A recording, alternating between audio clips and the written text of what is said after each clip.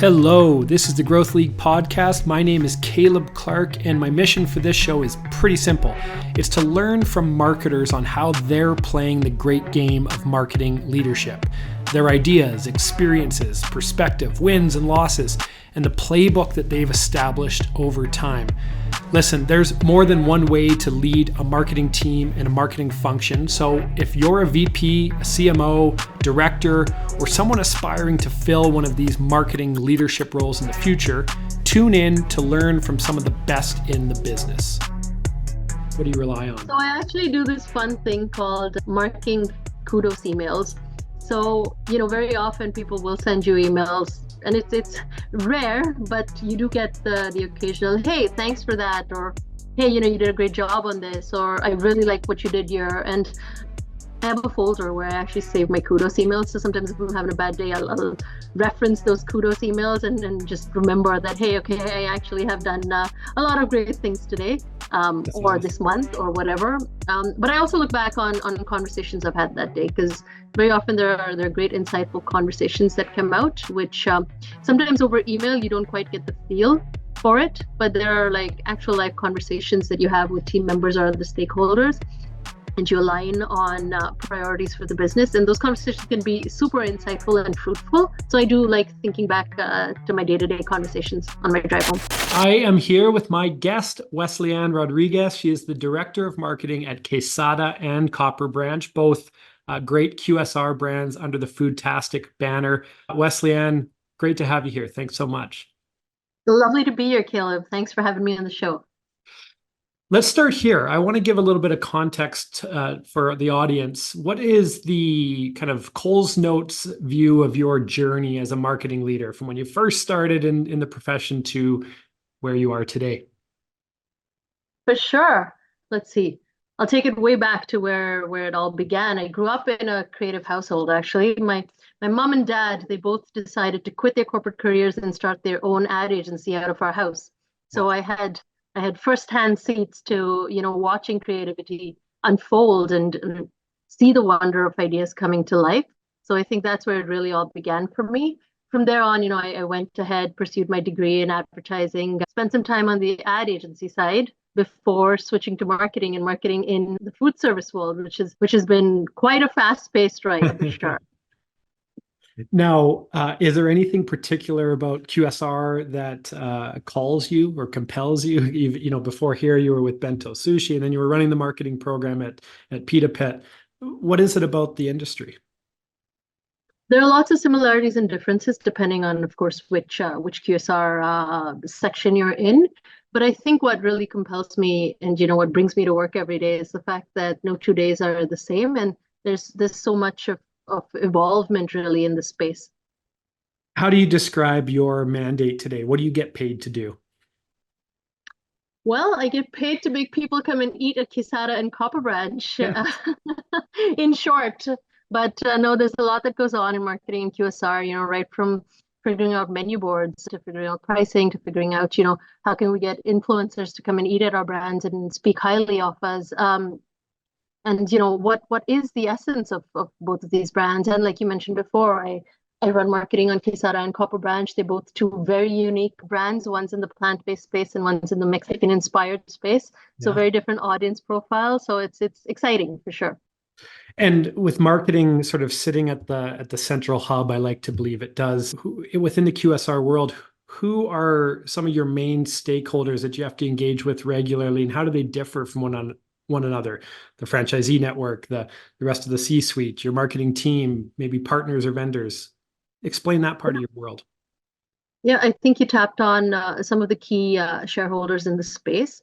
I think it's important to bring all parties to the table. We have a regular monthly franchisee call to make sure that we're keeping them up to date with what's happening. We have an advisory board, a franchisee advisory board. So we take their advice on a couple of things that we're running. Internal stakeholders, we have regular meetings with the various departments, whether it's operations or supply chain or procurement. I think it's important to have everyone aware of what the marketing function is doing, because marketing doesn't work in isolation. It's definitely a part of the whole.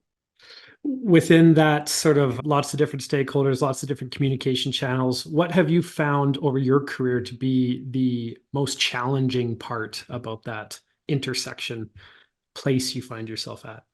That's a great question. I think timelines sometimes can be very challenging because we put a marketing calendar together at the start of each year. And we advise all parties that, hey, this is the marketing calendar, but there are so many other forces, right? It could be market forces, it could be supply chain forces, it could be so many other things, or things on an ops level that might not necessarily align with this great calendar or vision that we put together at the start of the year. So there are many forces that come together in changing that. So when you've set the plan and you've got all your ducks in a row, what happens when new data comes in that prompts you or forces you to change direction? Have you established any best practices for yourself and team to pivot in that regard? For sure. Sometimes we try and, put a placeholder limited time offer out if that's what needs to be done, or maybe extend the current offer a little longer, or, try and bring something else in. We've recently launched an interesting loyalty program. So maybe there's a loyalty driven push that we can work towards in the interim while we're buying time for other plans to come together. Right. And I imagine that there's a lot of communication that needs to happen at that point to, okay, franchisees, this is how we're changing, rest of the corporate office is how we're changing. Yep. Tell me about that. Yeah, sometimes you do get pushback because franchisees don't like hearing about things too last minute. So we try and get ahead of it. We have a weekly bulletin that goes out to them with, everything that's coming down. Sometimes though, it just is the nature of marketing that there is a great opportunity that you have to jump on.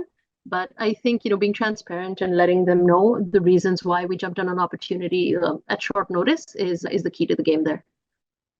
Speaking of the game and how you play the game, what I'm curious to understand is, what do you believe your superpower is? The thing that you find the most confidence in because it's the sword that's you've been able to sharpen the most over your career. Like, what would others say your superpower is as a marketing leader? Yeah, I think it would be leading from a place of humility. Tell me more. I know it's fairly distilled down there, but I think when you lead from a place of humility, everything else comes to play, and you sort of act from that place of humility in everything that you approach and do.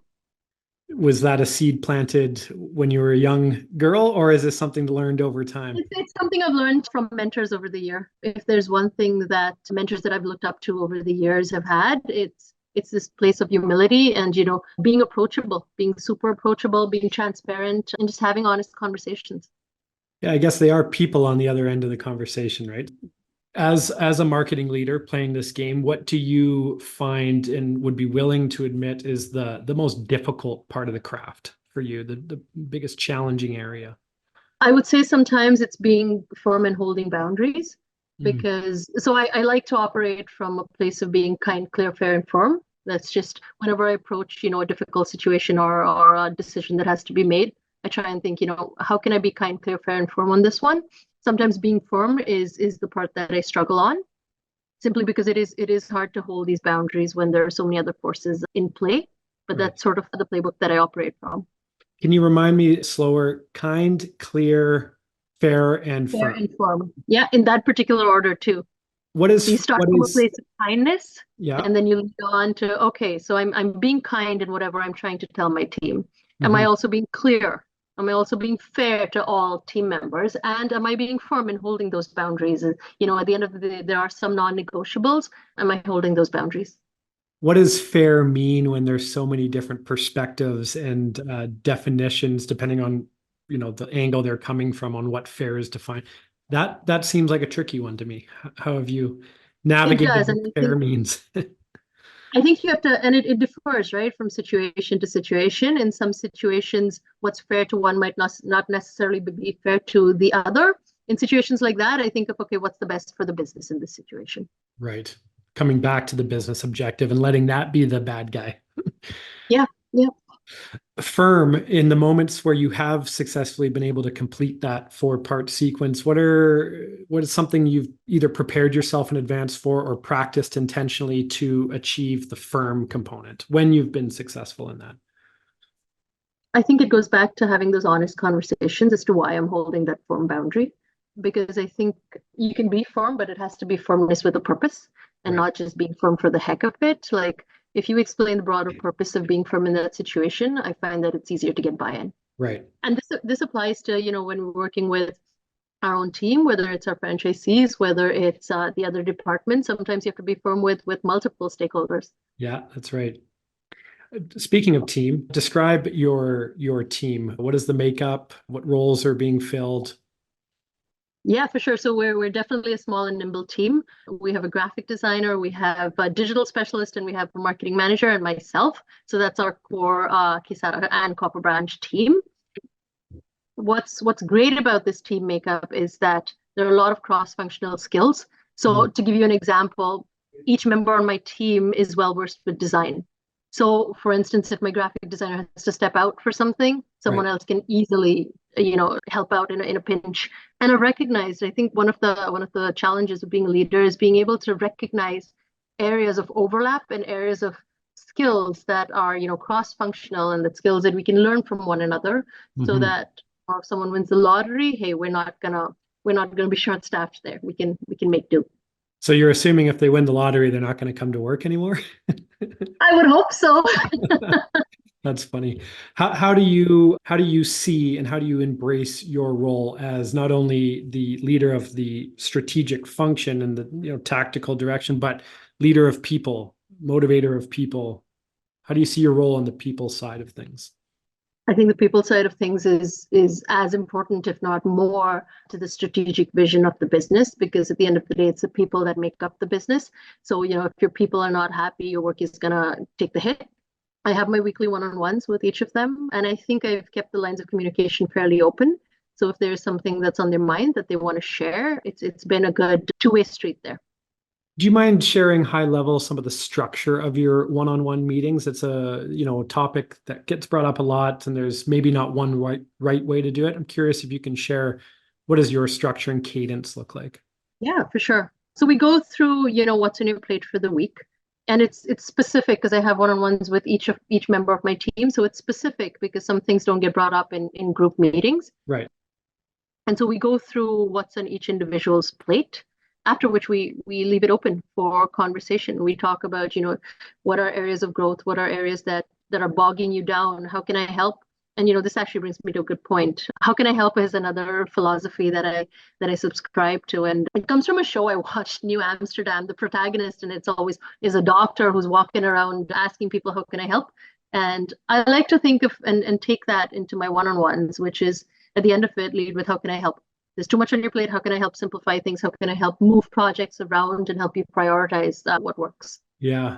So when you ask, how can I help? And they take you up on that offer, have you found yourself to be pretty effective and successful in actually following up on that? Because I know that a lot of people have been in the scenario where how can I help is just kind of like just a thing to say, right? No, I think they definitely take me up on it. Sometimes it's me advocating for them with, another member of another department. Sometimes how can I help means, hey, help me prioritize. There's too much going on. What is the deadline for today, for this week, for next week? Help me. There's too much. Sometimes how can I help could be growth related. Like, where do I go from here? What do I fill out on my growth goals and chart? And what feedback do you have for me? That's awesome.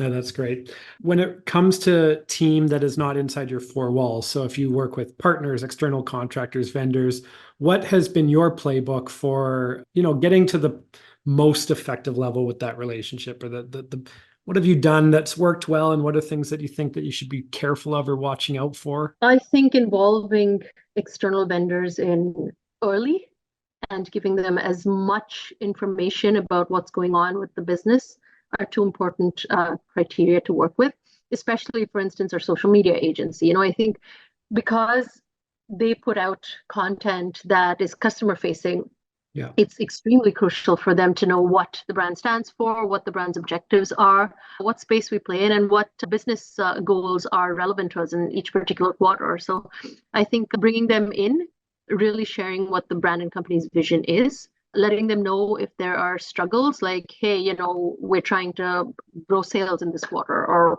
whatever it is that we're trying to do. It's important to have a bit of transparency with them on that. Yeah. What's some advice you might be able to give to agencies on playing their role in facilitating the best possible marriage? Because you've had the experience on both sides of the equation, right? So anything that comes to mind there? One thing I would say, and I've seen this from being on the other side, is I think agencies need to be cognizant of the fact that there's a lot going on the marketeer's side of things. And sometimes if they don't get back to you right away, it's not that they've forgotten about you. Like I've had agencies, follow up, and it's like, hey, okay, I will get back to you. Sometimes there's just that window of visibility that needs to be opened up a bit there so that they realize, there's a lot else going on, and sometimes we might not be as quick to get back to them. Right. I love that. That's great advice. And then on the flip side of that, what advice might you be able to give to a marketing leader to play their role in facilitating the best possible marriage? Again, I would say it would be going back to bringing the Bringing agency them in, early. Yeah. really bringing them in, bringing them on board, explaining your goals. Yeah. Shifting gears a little bit. Obviously, you have reports and KPIs and things that you track formally. For you personally, when you're driving home or leaving work, is there anything that you rely on from a gut felt standpoint that allows you to be able to say, I did a good job today in my role as a people leader, as a function leader? What have you been able to rely on to maybe quiet those voices that sometimes say, "WesleyAnne, you were terrible today. You're, the worst marketing leader ever." What do you rely on? So I actually do this fun thing called marking kudos emails. So, very often people will send you emails, and it's rare, but you do get the occasional, hey, thanks for that, or hey, you did a great job on this, or I really like what you did here. And I have a folder where I actually save my kudos emails. So sometimes if I'm having a bad day, I'll reference those kudos emails and just remember that, hey, okay, I actually have done a lot of great things today, or Nice. this month or whatever. But I also look back on conversations I've had that day, because very often there are great insightful conversations that come out, which sometimes over email you don't quite get the feel for it, but there are like actual live conversations that you have with team members or the stakeholders, and you align on priorities for the business. And those conversations can be super insightful and fruitful. So I do like thinking back to my day-to-day conversations on my drive home. That's a great intentional act, right? Because I might steal that from you actually, because you look at it and you're like, hey, enough people actually think I am awesome. And I'm going You'll to, be so surprised, Caleb. Like I pull up my kudos email tab every now and then, and I'm like, wow, that's pretty cool. that's great. I love that. That's really, really cool. Um, when you kind of close your eyes and think about the two brands, I know they're very different from each other, and the marketing systems that support driving growth. What are some areas that come to mind as being your strongest component of the marketing system, the thing that you guys have just had so much success with, and you rely on it heavily to be a core component of every quarter, every year? And then the follow-up to that, of course, is where are the areas that you're like, man, we got to get this figured out? Maybe it's industry wide, maybe it's specific to you. I would think it comes down to menu innovation, to be honest. Okay. At the end of the day, great food brings people in. And I pride ourselves on our menu at Quesada. We have really delicious, yummy food. And the same with Copper Branch. Like in that plant-based space, we have really delicious food. So I think those are two key aspects of the business. If your product offering is awesome, it just makes it that much easier to market and talk about to people. That's great. And where's an area for yourself personally that you are excited about experiencing growth and evolution in as a marketing leader? I think it would be in our loyalty program function, because this is a new space for us and we're doing so much in this space. We're watching that one closely, and we're definitely trying to grow that part of the business. And what about for you personally, outside of the marketing strategy for Quesada or Copper Branch, but as a marketing leader, where are you excited about honing your craft, developing, evolving, growing? I think that would come down to me being able to develop my team, because it does come down to having those people relations and making them stronger. So ways that I can help my team grow, programs I can put in place for their development, whether it's getting a public speaking person coming into the office to help them get better at presentation skills. Or whether it's someone running an Excel workshop to teach us how to create pivot tables. But I'm always keeping my eye out for how can I help my team, Yeah. because at the end of the day, that's what's going to help me get the most out of them as well. That's cool. That's great. I like to thank you so much for sharing your journey and your perspective, how you're playing this game. And might be putting you on the spot here, but what I like to do now is ask you to think about a question that you would like to ask my next guest. So the next guest, of course, is going to be a marketing leader. I don't know from what industry. They're leading a team, they're leading the function, they're trying to figure this game out. Is there anything that you want me to ask them? That's a great question, Caleb, and I'm glad that you're doing this. Ask them how they're actively getting out of the way and letting their team shine. I will ask and I'll send you the answer. Awesome. I love it. Thank you so much, WesleyAnne. All the best to you, your team, the brands, and the group at Foodtastic. Thanks for sharing your journey and showing us a new way to play the game. Thank you so much, Caleb. Pleasure being here.